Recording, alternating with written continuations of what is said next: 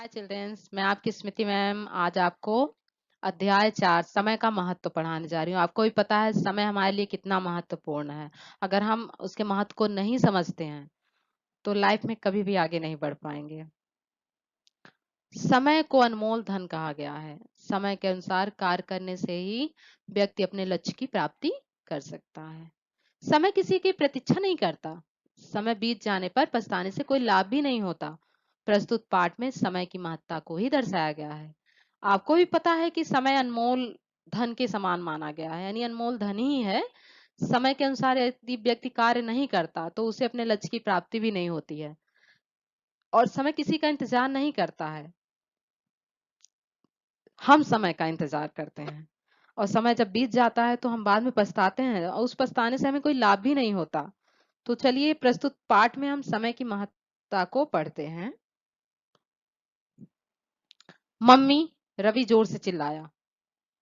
वह अभी स्कूल से लौटा था। उसकी आदत थी कि स्कूल से आते ही बस्ता एक और पटकना और जोर से चिल्लाता। यानी रवि जोर से चिल्लाते हुए आया मम्मी। वो स्कूल से अभी अभी आया ही था। उसकी एक आदत थी कि वह स्कूल से आते ही बस्ते को, अपने जो बैग होता था उसको किसी और पटक देता और जोर से चिल्लाता। क्या हुआ, क्यों चिल्ला रहे हो बेटा? मम्मी ने पूछा। कल हम पिकनिक पर जा रहे हैं मम्मी, मुझे नए जूते और चॉकलेट चाहिए। यानी उसके चिल्लाने पर उसकी माँ पूछती है कि क्या हुआ बेटा, क्यों चिल्ला रहे हो? तो वह कहता है कि मम्मी कल मुझे पिकनिक, मतलब हम लोग पिकनिक पर जा रहे हैं जिसके लिए मुझे नए जूते और चॉकलेट्स चाहिए। रवि जिद्दी हो गया है, ऐसा उसकी मम्मी को लगने लगा था। वह हर बात को अपने जोर से मनवाता है, ना किसी का कहना मानता है और ना ही छोटे बड़े का भेद समझता है। सुबह दादी से लड़कर स्कूल गया था, अब मुझ पर हुक्म चला रहा है। किसी दिन भी स्कूल समय पर नहीं जाता। उसकी मम्मी की समझ में नहीं आ रहा था कि उसे कैसे समझाऊं। यानी रवि की माँ को लगा कि रवि अब जिद्दी हो गया है। वह हर बातों को मनवाने के लिए जोर डालता है, यानी अपनी ही मनमानी करता है। वह किसी का कहना नहीं मानता और ना ही छोटे बड़ों का लिहाज रखता है। सुबह दादी से लड़कर स्कूल गया था, अब मुझ पर हुक्म चला रहा है। किसी दिन भी स्कूल समय पर नहीं जाता। उसकी माँ को कुछ भी समझ में नहीं आ रहा था कि वह उसको किस प्रकार से समझाए। ठीक है, शाम को अपने पापा के साथ जाकर ले आना, मम्मी झुंझलाकर बोली और अपने काम में लगी रही। उसकी माँ सोचते हुए फिर कहती है ठीक है, शाम को जब पापा आएंगे तो उनके साथ जाकर ले आना, और फिर अपने काम में लगी रही।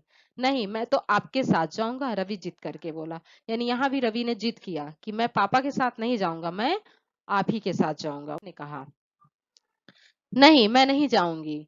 तुम्हें ना किसी से बात करने के लिए विनम्रता है और ना सहनशीलता, ना तुम किसी का सम्मान करते हो। तुम हर बात को अपनी जिद से मनवाना चाहते हो। यानी रवि की मम्मी ने कहा कि नहीं, मैं तुम्हारे साथ नहीं जाऊंगी। तुम्हें ना किसी से बात करने की के लिए विनम्रता है, ना कि सहनशीलता, और तुम किसी का सम्मान भी नहीं करते हो। तुम हर बात को अपनी जिद से मनवाना चाहते हो, इसलिए मैं तुम्हारे साथ नहीं जाऊंगी।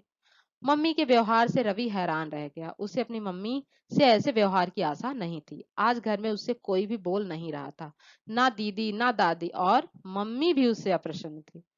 यानी रवि को ऐसा लगा कि मम्मी मुझ पर ऐसा वो कर रही है, गुस्सा कर रही है। मम्मी के व्यवहार से वह हैरान हो गया। उसने कभी भी नहीं सोचा था कि मम्मी भी मेरे प्रति ऐसा व्यवहार रख सकती है। आज घर में उससे कोई भी नहीं बोल रहा था, ना ही उसकी दादी ना दीदी, और मम्मी भी आज गुस्सा है। शाम के समय पापा दफ्तर से आए तो उनसे टॉफी, चॉकलेट और नए कपड़ों की जिद करने लगा। पापा थके हुए थे, फिर भी मम्मी की भी ऐसी ही इच्छा जानकर उसे सब कुछ दिलवा लाए। यानी शाम को पापा दफ्तर से आते हैं तो वह उनसे भी जिद करता है, उन्हीं चीजों की, टॉफी, चॉकलेट्स और नए कपड़े की। पापा थके हुए थे, लेकिन जब उन्होंने यह सुना कि मम्मी ने ऐसा कहा है तो वो जाकर उसको ये चीजें दिलवा लाते हैं। सुबह हुई, परंतु रवि प्रतिदिन की भांति समय से ना जागा। मम्मी ने उसे कई बार जगाया, परंतु वह प्रत्येक बार जागता, मम्मी से कहता कि वह जाग गया है, फिर सो जाता। सुबह हो जाती है, परंतु रवि प्रतिदिन की भांति समय से उठ नहीं पाया। मम्मी उससे कई बार जगाई, परंतु वह प्रत्येक बार की तरह मम्मी से यह कहकर कि वह जाग गया है, सो जाता फिर से। रवि 7 बज गए हैं, 7:15 बजे स्कूल बस स्टॉप पर आएगी, कैसे स्कूल जाओगे और फिर कैसे पिकनिक पर? मम्मी झल्ला कर बोली। यानी मम्मी रवि से कहती है कि सुबह के 7 बज गए हैं और 7:15 बजे स्कूल की जो बस है बस स्टॉप पर आ जाएगी, और कैसे स्कूल जाओगे और कैसे पिकनिक पर, जब तुम समय से उठोगे ही नहीं। पिकनिक का नाम सुनकर रवि झट से उठा, परंतु क्या इतने समय में सारे नित्य कर्मों का को वह निपटा सकता था? ठीक 7:15 बजे स्कूल बस बस स्टॉप पर आती है और सभी बच्चों को लेकर चल देती है। उसे आगे अन्य बस स्टॉप से भी बच्चे लेने होते हैं। वह किसी के लिए विशेष रूप से नहीं रुकती। यह सब रवि जानता था। यानी वह स्कूल नहीं, पिकनिक के नाम को जब सुना तो जल्दी से उठा, लेकिन अब उसके पास समय नहीं था कि जो नित्य कर्म डेली के कार्य होते हैं वह कर सके और तैयार होकर बस स्टॉप पर जा सके। अब बस स्टॉप वाला है, एक ही जगह तो एक बच्चे के इंतजार में रुकेगा नहीं, उसे तो कई जगह से बच्चे लेने होते थे, इसलिए वह कहीं भी नहीं रुकती थी। ये बात रवि जानता था। उसने जल्दी जल्दी ब्रश किया और कपड़े पहन लिए, ना शौचालय गया और ना ही स्नान किया। उसकी मम्मी ने आज उसके किसी कार्य में सहयोग नहीं किया। वे जान गई थी कि जब तक यह अपने आप सभी कार्यों के प्रति शर्मिंदा नहीं होगा, यूं ही लापरवाह बना रहेगा। क्या ऐसे ही स्कूल जाएगा? मम्मी बोली। यानी उसने जल्दी-जल्दी ब्रश किया, कपड़े पहने, लेकिन ना ही शौचालय गया और ना ही स्नान किया। आज मम्मी ने भी उसकी कोई हेल्प नहीं की, कोई सहायता नहीं की। वे जान गई थी कि जब तक यह अपने आप कार्य को अपने से नहीं करेगा, अपने प्रति सभी कार्यों के प्रति शर्मिंदा नहीं होगा, यूं ही लापरवाह बना रहेगा। क्या ऐसे ही स्कूल जाओगे? मम्मी ने पूछा। मम्मी, टाइम नहीं है, बस निकल जाएगी, वह चिड़चिड़ाकर बोला, परंतु 7:15 तो अब तक बज चुके थे। वह अपनी चॉकलेट आदि लेकर जल्दी से मम्मी को नमस्ते करके चल दिया। आज स्कूल बैग तो लेकर जाना नहीं था। सभी बच्चों को विद्यालय में एकत्र होकर वहीं से स्कूल बस से पिकनिक स्थल पर जाना था। वह तेज चाल से चला जा रहा था। उसे इस बात का डर सता रहा था कि स्कूल बस चली गई होगी तो सारी तैयारी होने पर भी वह पिकनिक नहीं जा पाएगा। यदि वह पिकनिक पर नहीं जा सका तो इसका जिम्मेदार भी वह स्वयं ही होगा, क्योंकि मम्मी ने उसे समय पर उठाने में कोई कसर नहीं छोड़ी थी। उसने अपनी चाल और तेज कर दी थी। मम्मी, टाइम नहीं है। यानी जब मम्मी ने यह कहा किसी तरह जाओगे, तो उसने कहा कि मम्मी टाइम नहीं है, बस निकल जाएगी। वह चिड़चिड़ाकर बोला, परंतु 7:15 से ज्यादा हो चुके थे। उसने जल्दी जल्दी अपनी चॉकलेट्स वगैरह रखी और मम्मी को नमस्ते किया।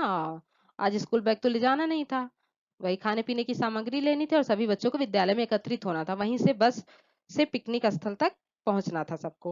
वह तेजी से चल रहा था और रास्ते भर इस बात से भी डर रहा था कि कहीं स्कूल बस चली ना गई हो, जो सारी तैयारियां उसने कर रखी है वह कहीं ऐसे ही ना चली जाए व्यर्थ ही।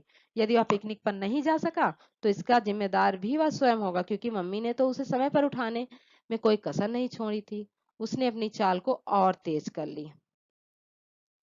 परंतु यह क्या, बस स्टॉप तो खाली पड़ा था। उसकी स्कूल की बस अभी थोड़ी ही दूर गई थी। उसे जाती हुई बस स्कूल बस दिखाई दे रही थी, परंतु वह उसे दौड़कर भी पकड़ नहीं सकता था।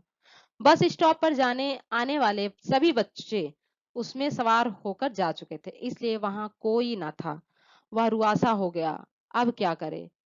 इन नए जूतों और चॉकलेट का अब वह क्या करेगा? इसकी उसकी इच्छा थी कि पिकनिक स्थल पर सबको अपने नए जूते दिखाएगा, दोस्तों को चॉकलेट खिलाएगा और उन पर रौब जमाएगा। परंतु स्कूल बस तो निकल गई थी और उसके सपने भी मिट्टी में मिल गए थे। वह रोने लगा। यानी समय को सही से ना लेने पर उसके साथ क्या हुआ कि बस तो छूट गई।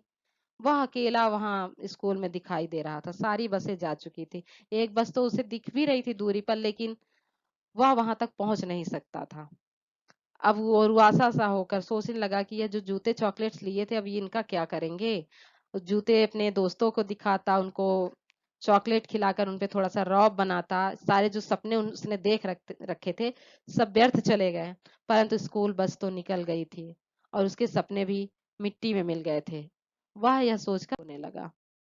किसी प्रकार आंसू पोंछता हुआ वह घर पहुंचा। उसकी मम्मी को पता था कि समय के महत्व को न पहचानने वाले रवि को इसी प्रकार रोते हुए घर आना पड़ेगा। उन्होंने घर पर ही सभी से कह दिया था कि स्कूल की बस निकल जाने पर जब रवि घर आए तो उससे कोई बात नहीं करेगा, उसके कार्यों के लिए यही दंड है। यानी किसी प्रकार आंसू पोंछता हुआ घर पहुंचा। उसकी मम्मी को पता था कि समय के महत्व को न पहचानने के कारण उसकी बस जरूर छूटेगी और रोता हुआ वह घर आएगा, इसलिए उन्होंने घर वालों से पहले ही कह रखा था कि उस वो जब आएगा तो उससे कोई भी बात नहीं करेगा, यही उसके कार्यों का दंड है। थके कदमों से रवि घर पहुंचा। उसकी हालत देखकर लग रहा था जैसे वह कोई महत्वपूर्ण वस्तु खो चुका था। वह चुपचाप आकर सोफे पर बैठ गया। उसे कोई ढाढ़स बंधाने नहीं आया। सभी अपने अपने कामों में लगे थे। यानी रवि थका मंदा सा घर पहुंचा। उसकी हालत देखकर लग रहा था जैसे वह कोई महत्वपूर्ण वस्तु खो चुका था। वह चुपचाप आकर सोफे पर बैठ जाता है। उसे कोई भी ढांढस बंधाने नहीं आया। सभी अपने अपने कार्यों में लगे हैं, कोई उससे बात तक नहीं किया। थोड़ी देर बाद वह उठकर मम्मी के पास गया और बोला, मम्मी मुझे माफ कर दो, अब मैं कभी देर से नहीं जागूंगा। अब मैं स्कूल बस समय से लूंगा। अब मैं कभी जिद भी नहीं करूंगा। यानी सबका घर में व्यवहार देखते हुए वो अपने मम्मी के पास जाकर यह चीजें बोलता है कि अब मम्मी मुझे माफ कर दीजिए, अब मैं जल्दी उठ जाऊंगा, समय से बस स्टॉप पर भी पहुंचूंगा, जिद भी नहीं करूंगा किसी चीज के लिए। शिक्षा, समय की महत्ता को समझो।